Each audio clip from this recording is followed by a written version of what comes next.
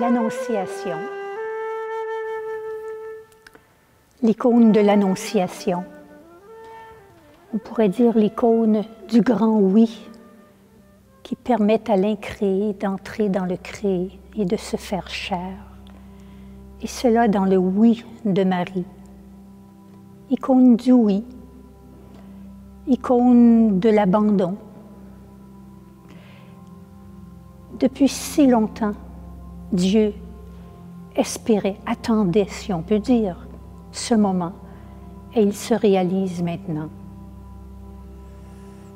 Le ciel est doré, le ciel est penché sur l'événement qui est en train de se produire. La Trinité est présente, on voit la colombe, on voit les trois rayons du Père, du Fils, de l'Esprit qui descendent sur l'événement pour le féconder. On voit le vélum, ce tissu rouge qui fait le lien entre l'Ancien et le Nouveau Testament. Les édifices qui sont dehors et qui nous disent que la scène, elle, se produit à l'intérieur.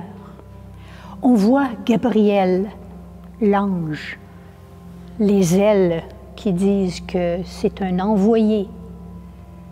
Il est plein, si on voit son vêtement est gonflé, c'est un signe qu'il est plein de l'Esprit Saint.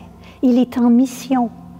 Il a l'étole sur le bras, le vêtement posé sur son épaule, et il vient vers Marie.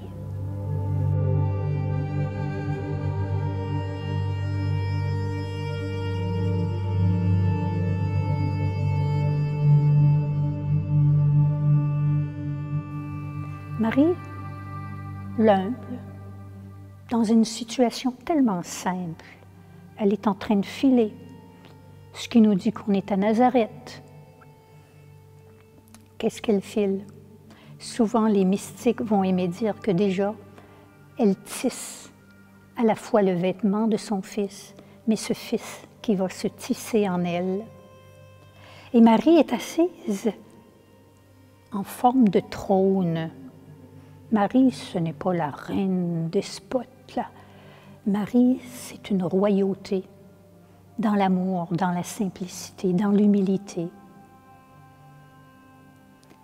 L'ange s'élance. La tête de Marie est inclinée. C'est un petit peu cette attitude d'écoute, cette attitude d'accueil. 3 étoiles sur son vêtement, qui signifie la virginité avant l'enfantement, pendant l'enfantement et après l'enfantement. Les étoiles ont 8 branches. Ces étoiles à 8 branches, c'est le signe de la perfection, le 8. Le 8e jour, c'est celui de la résurrection après le sabbat. Donc, Marie est dans ce mystère de gloire, ce mystère de venue de Dieu dans le monde, de présence de Dieu dans le monde.